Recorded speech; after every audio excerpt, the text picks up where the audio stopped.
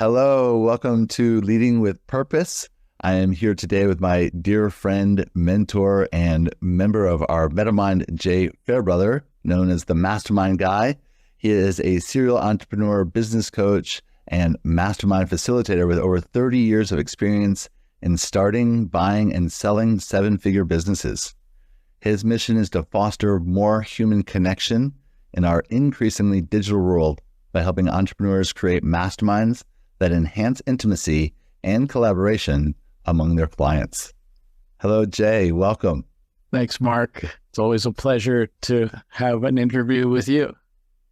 I always love connecting with you. We're going to use that word a lot today. We're going to talk a little bit about your chapter in our newest #1 bestseller, Soulful Leadership, Elevating Purpose and Empowering Change.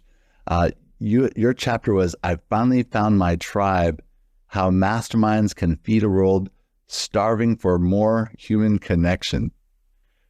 Can you share a little bit about what led you to become the Mastermind Guy and how masterminds have impacted your personal and professional life with human connection? Yeah. So I finally found my tribe. That comes from my first mastermind meeting that I went to 25 years ago as an entrepreneur. And, I have a hard time remembering what happened last week, but I vividly remember walking out of that very first meeting and to myself saying, oh my God, I found my tribe. So for me, this first group was a mastermind of entrepreneurs. And at that point, I had a business that I had grown pretty quickly to over $1 million in revenue, but I kind of got stuck and plateaued at that $1 million range and tried, training programs and coaches, and nothing was really helping. So I joined this entrepreneur mastermind. And after that first meeting, walking out, I was like, oh my God, these people are me. They get me. They understand the unique things that I'm going through as an entrepreneur struggling to scale a business. And so from that very first point, I was all in. And to the point that I started joining other masterminds and then started facilitating and later creating my own. So I basically went all in on the mastermind concept. And over the next several years, my business took off. And that first business, I grew to 10 million in revenue and then sold it in 2004. So over that period of time in growing that business, I was in at least 6 or 7 different masterminds for different lengths of time. And stayed in a couple after I sold the business. And so I sold the business 2004. Life was really good. Traveled. I bought 3 other businesses. I invested in a lot of different things. And then around 2008, the world financial crisis, what's now called the Great Recession, started. And over the next several years, I lost everything. So I quite literally went from being a multimillionaire living in a mansion to living in my friend's basement, broke, bankrupt, divorced, alone, humiliated, and ashamed, because for 15 years I had built this identity as this really successful serial entrepreneur. And there I was sitting in that basement, didn't even own a car. So obviously that was a tough time, and it took me, I didn't just bounce right out of that basement. I stayed there, literally I was in the basement for about 5 months, but figuratively more like 5 years. And I'd say the only reason that I made it through that time period was, especially the one mastermind that I stayed in even during the very darkest periods. The people in that mastermind supported me in ways that I can't even articulate. I mean, it's the true definition of human connection, where you have people who have your back and they're supporting you spiritually and emotionally and financially. And in my the reason masterminds, I'm so passionate about it, is that in a very real sense, masterminds helped me 10x my first business, and then also save my life during the really darkest period I've had. So that's why I am all in on the mastermind concept, on this idea of creating more human connection. And that's why I love what I do. It's such a beautiful story. And every time I hear it again, it's touching. And I love hearing again how it helped you both in your business, but also in the personal life. For a lot of people that are listening, some of them may be a part of masterminds. Different people have different interpretations of what a mastermind is.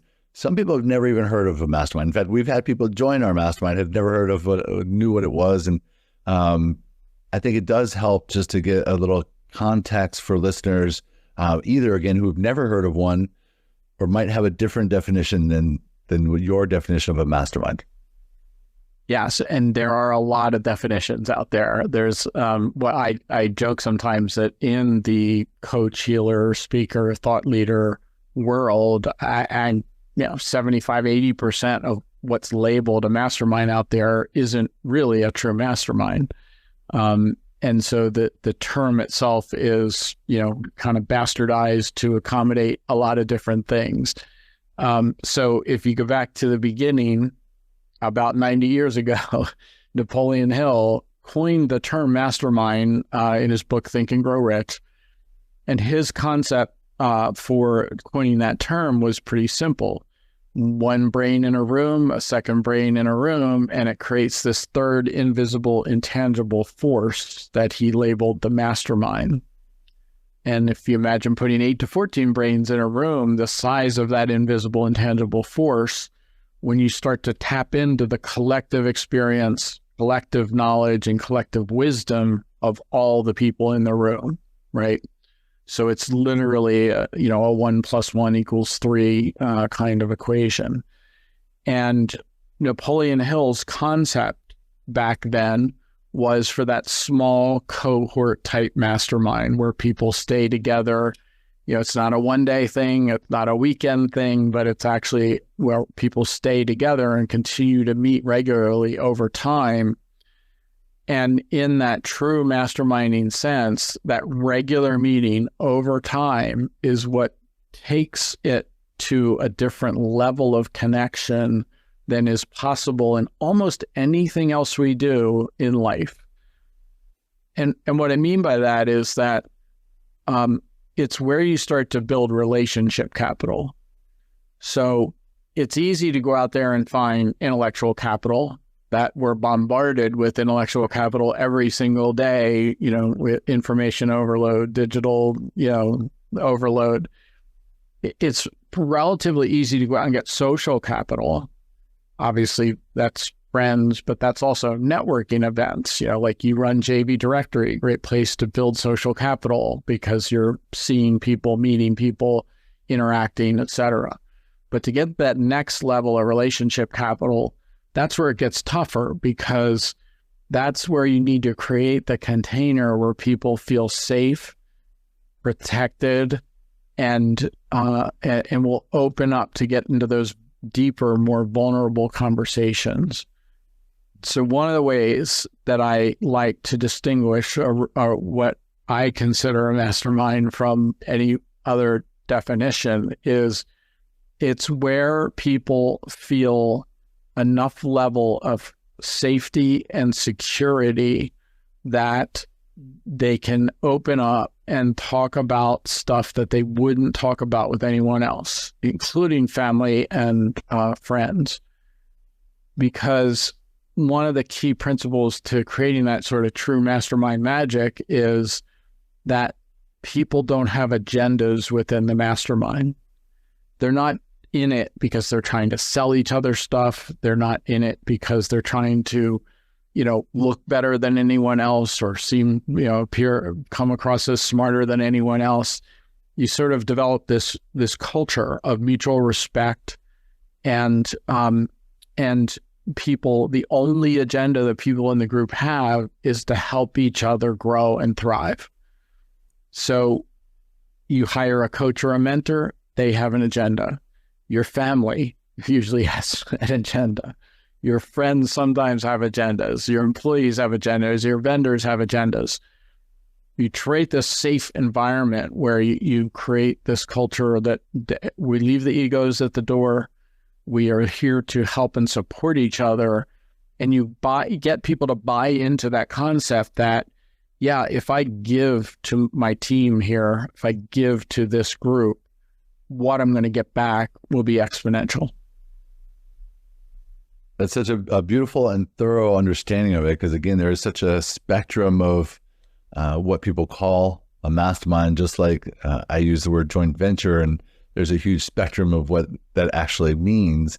But the idea of a peer-to-peer mastermind, I accidentally fell into it in 2011. I had new Think and Grow Rich, but this idea of peer-to-peer, and the idea that, again, there's no peacocking, and that there's this consistent container, because we've talked about it within MetaMind about people, well, we've known each other for years, but inside of that container, they start to create projects together and create collaborations and events and all of these different things.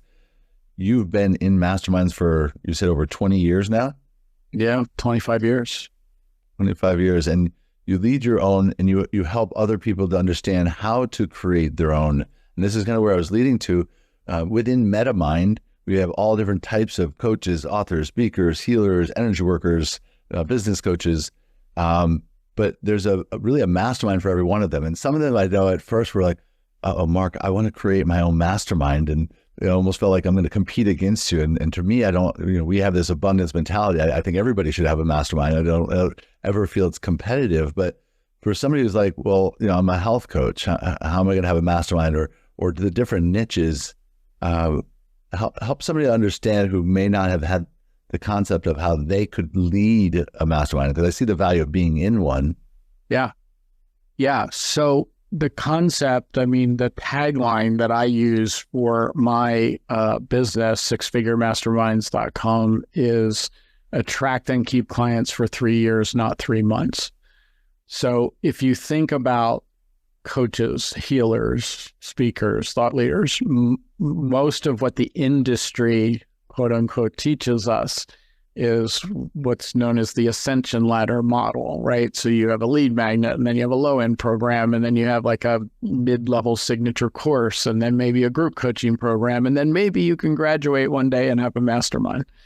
And to me, you could throw that model on its head, because, I can give you examples of people who have built significant businesses with just a mastermind. And don't have to have all of those pieces in place. So the reason that it's worth somebody looking at building their own mastermind for their clients as a lead revenue the revenue generating engine of building your business is to get out of that situation where you've got to sell hundreds of courses a year to make a reasonable living. Or, you're having to have thousands and thousands of people, traffic coming into your funnels, and all of that automation and fanciness, right? You go old school and you find 8 or 10 people that are willing to pay a premium to be in a mastermind with you and your other hand-selected, curated, hand-picked clients that you are passionate about helping and working with. Then that is what can literally transform your business as a coach or healer or speaker to multi-six figures, 7 figures, just by adding that sort of mastermind component to what you're already doing. And the one other thing, because you mentioned healers, so a lot of my experience as a serial entrepreneur and being in entrepreneur masterminds, and I, you hear about entrepreneur masterminds often, but to me, anyone who's in the personal development space, life coaches, healers, etc., to me, the mastermind concept is even more relevant, because in a lot of that type of work, sure, you can have an impact in a month or 3 months working with somebody, But if you get them to, you know that you're going to be working with them for a year or maybe 3, then you can have truly life-changing impact on whatever your specialty is and how you help and lead people. So I think the personal development healer life coach model for masterminds, it's even easier to get into that deep human connection stuff because that work is often very personal. Well, it's interesting too, because as you're talking about that and the different types of masterminds, I was also thinking about all the different structures. I started my first mastermind in 2011 because I was in a coaching program where they had, and then so I created a Transformers mastermind, and it was just, again, all peers, 18 people, but I kept kind of that going, and it's evolved. And then I was working with Dave Facette and doing Mastermind to Millions when that was around, and learned a lot about all the different structures there are. There's so many different ways. And because you talk about like the human connection, and people might be saying, well, you know, is it just like a therapy group where we all get together, we talk about our problems, and how do the structure, because I think about like love seats where it's like laser coaching, and we have a very unique structure with MetaMind, but there's all different unique ways to do it, times to do it.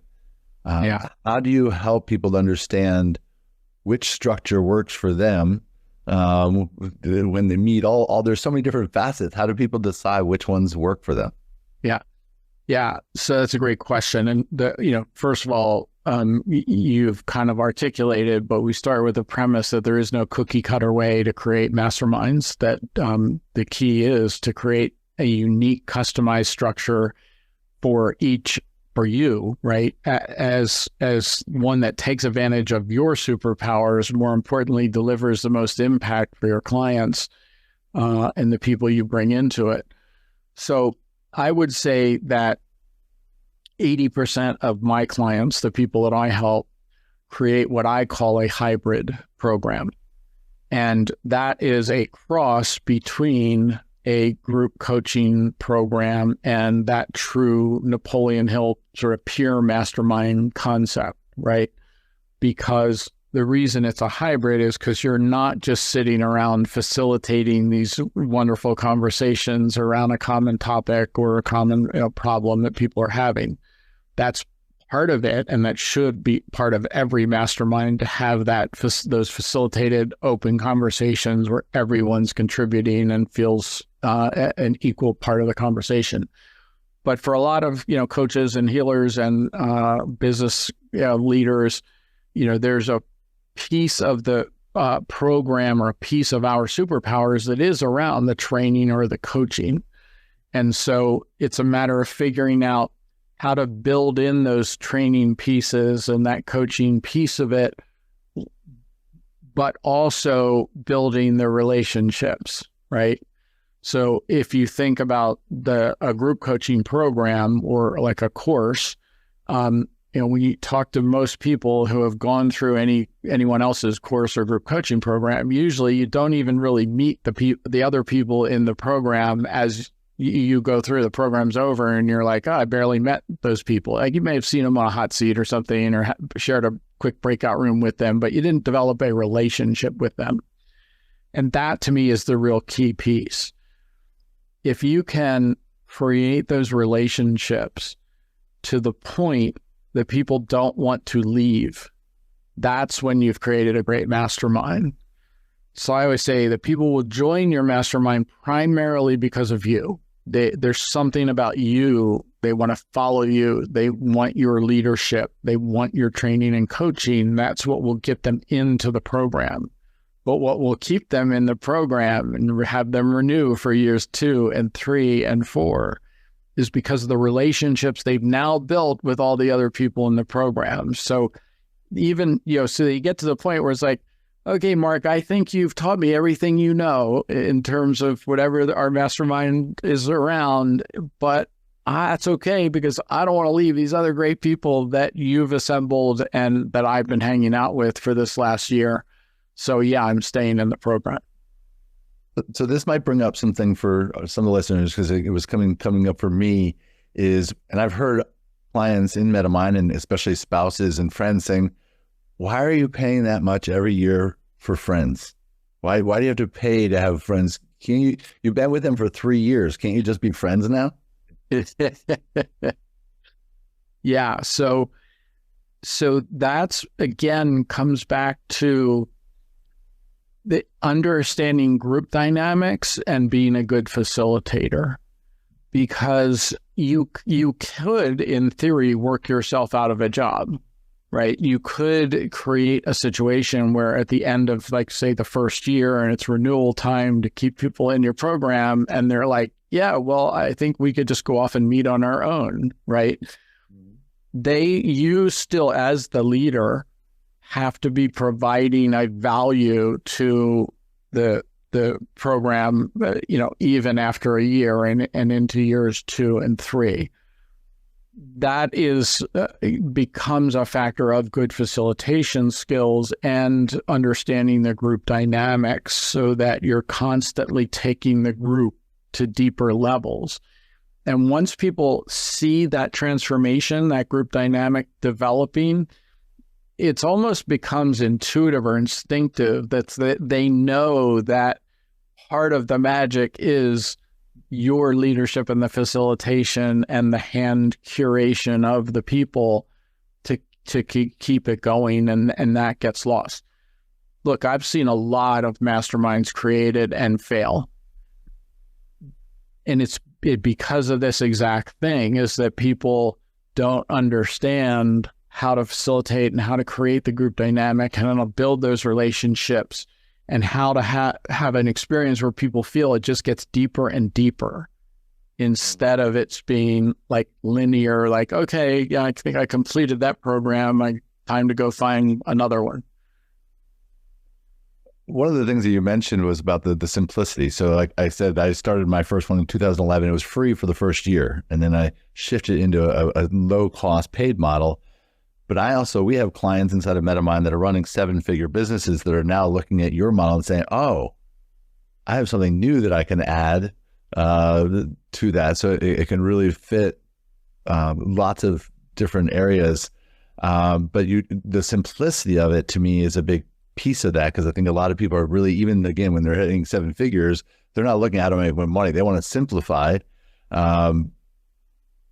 Tell us a little bit more about that, the simplicity of getting started with a mastermind, because you talked about facilitation. There's a lot of things that you have to learn, and I'm constantly learning and evolving, and you help with that. But yeah, so before I talk about simplicity, I want to address this 7-figure issue, because you're right. There are a ton of people who have created, multi 6, 7-figure businesses as thought leaders, coaches, healers. And in order to do that, they pretty much all they have a program that is what we consider high ticket, right? 10,000 a year, 15,000, 25,000 a year, et cetera, to get people in.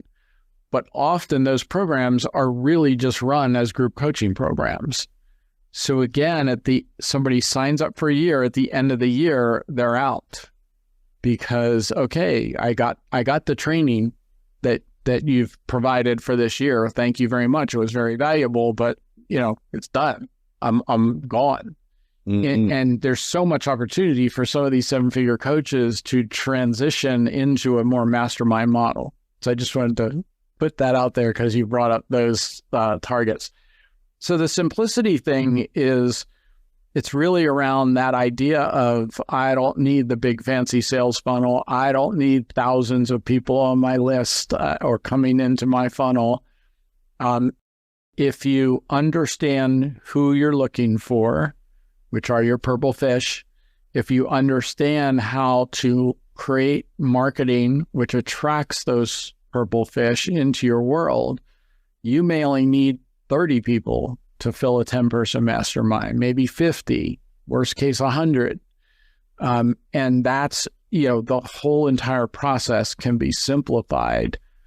It does require a little bit of old school, like you actually have to talk to people, have selling conversations, which is, also a big part of what I do in helping clients, is to learn how to have those selling conversations in an authentic and natural way.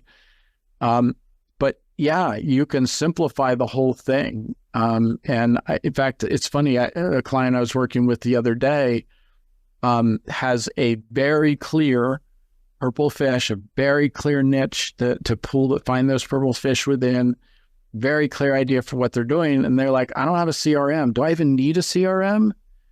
And I'm like, frankly, it's going to give you some capabilities that, you need some kind of an email system just to be able to send out, regular emails. But frankly, you could use a spreadsheet. Like, you could create this 6-figure plus mastermind with just a spreadsheet.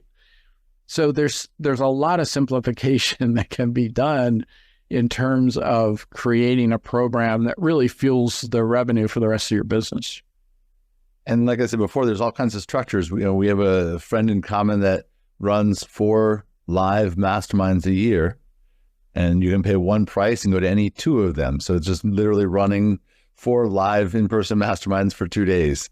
Some people do them monthly. There's all kinds of different structures, but you teach people how to customize it rather than try to fit into the thing. And even that, you have a very simplified method. You have a 3-day event, and you have these trainings where people can come and learn more about you. I'll put the links down in the chat below, but we'll make it really easy for somebody that wants to come to one of your master classes.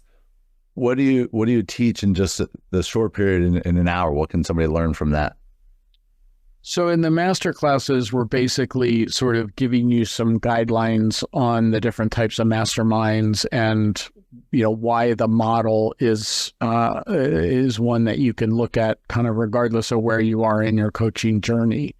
To me, if more people at the beginning of their coaching journey created the model, at least, or the vision for the high-end program, mastermind type program that they would create, they would get there a lot faster, because then they could validate everything else they do in building their coaching business from the beginning against this, okay, here's where I'm going. That I know that I need to get to this program, which can generate 6 figures, one program that'll generate 6 figures plus for my business.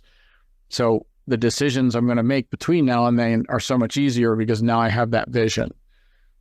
So in the masterclass, we're just sort of, painting that picture of how to build this sort of more intimate, curated, hand-selected community. Who are the people you really want to work with that are most passionate to help?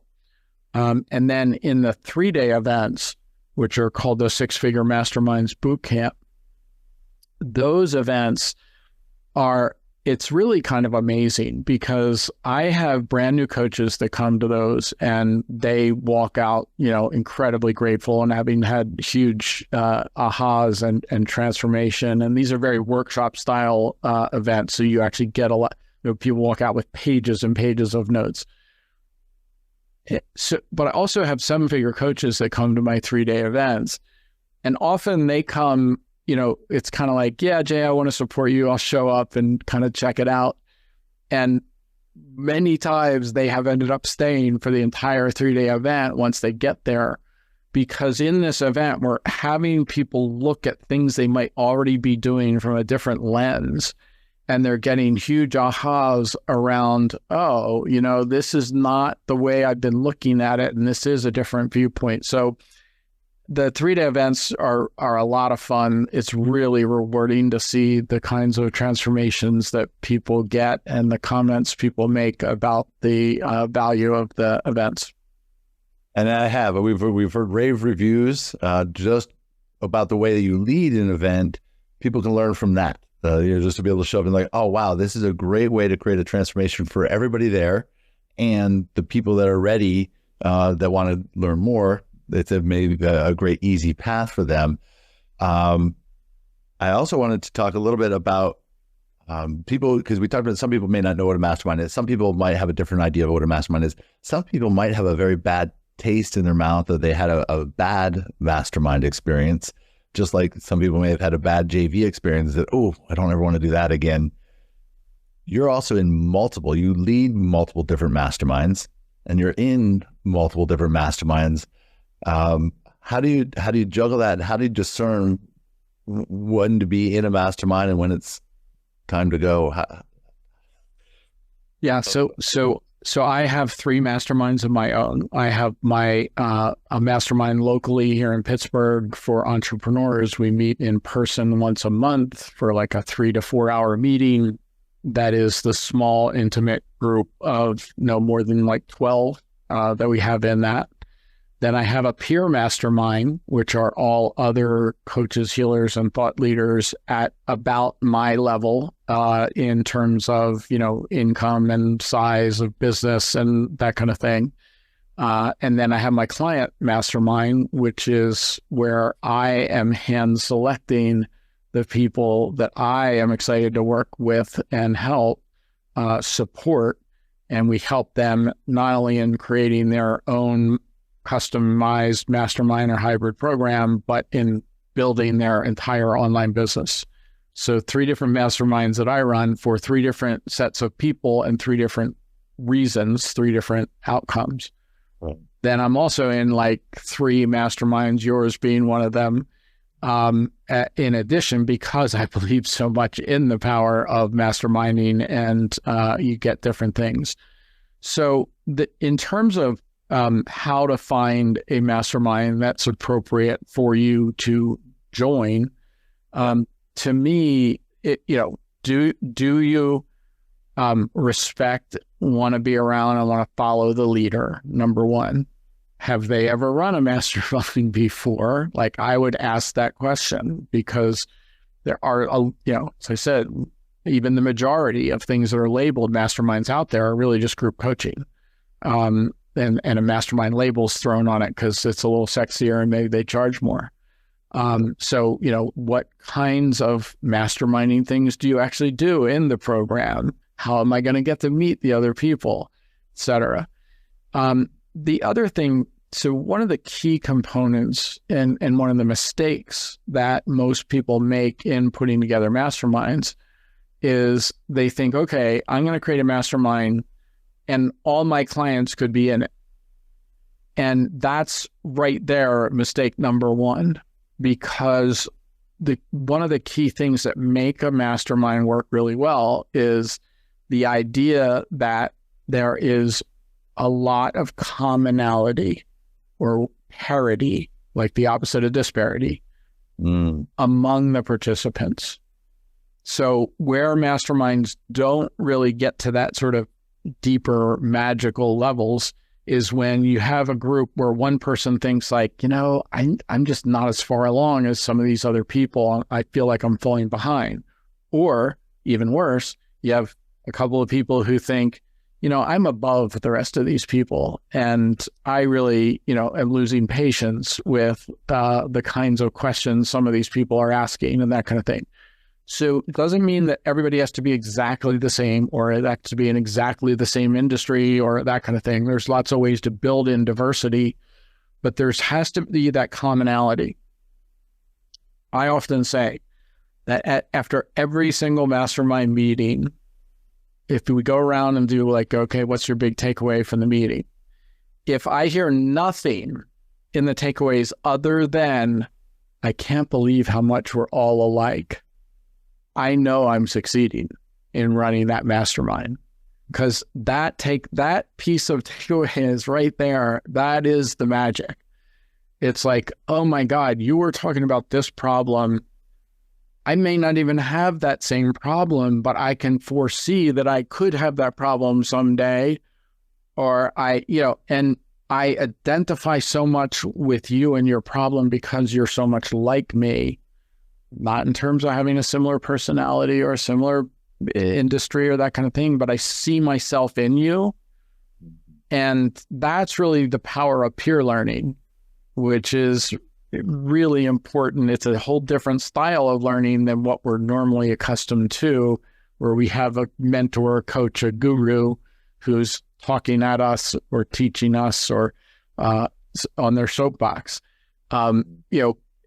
And I know we're running on time, but the thing about peer learning is that, like, especially when you're dealing with type A personalities, entrepreneurs, for me, even people I pay, my mentors, and I pay a lot of money for their advice, it's usually like the third or fourth time they tell me something that it actually I start to allow for it, right? Like sometimes we get a little defensive, maybe stubborn. But if I hear you in a peer situation in a mastermind and I hear you identifying a problem, like I get it the first time. I'm like, oh, that's what I need to do. Because it was my idea. Like I came to the conclusion myself. So that's the power of peer learning. And that's the magic that is created in masterminds. I love it. And again, I love that it's all about connection. We've talked a lot about how technology and AI is really separating us and that this is a really good way to bring us together. The name of the show is Leading with Purpose. And I'm curious, what does that mean to you? Leading with purpose.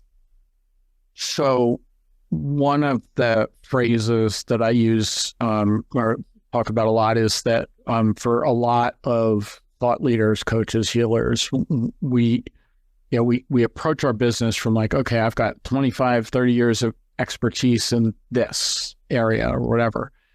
And so what program can I create that people will buy? Because nothing wrong with making a living. And what I ask people to do is shift from what's the program that you would be most passionate about delivering? And even more importantly, who are the specific people that you would like every day you wake up getting to work with those specific people? You're like, I love this day. I am passionate about this day because I'm getting to work with, in my mastermind, the people that I hand selected, curated. I didn't let in the people that I don't like helping or working with, or that drain me or, exhaust me or drive me crazy. These are the people that I picked and I love working with them. So to me, when you're leading with that kind of purpose and that passion, everything becomes easier in your business and in your life. Well, that is a mic drop moment. I think we should leave it right there. Jay, I'm so grateful for the work that we get to do together and then get to play together. And the light that you shine out in the world. I really do believe that all of the different masterminds that you're helping people to create are creating this ripple effect that is raising consciousness, and the heart with which you share can be felt, and it's one of the things you're most known for. I just feel honored to be on the path with you. Yeah, my mission is to create a little less loneliness on the planet, one mastermind at a time. Beautiful. Thank you, Jay. Thank you all for listening. We'd love to read your comments. Please feel free to share. We'll put the links down below to follow up with Jay. Thank you so much. Thanks, Mark. Thank you for joining us on this episode of Leading with Purpose. We hope today's conversation has inspired you to lead with purpose and make a meaningful impact. If you're ready to discover where you stand on your leadership journey, I invite you to take the Soulful Leadership Assessment. It's a powerful tool to help you align with your leadership style and your true purpose.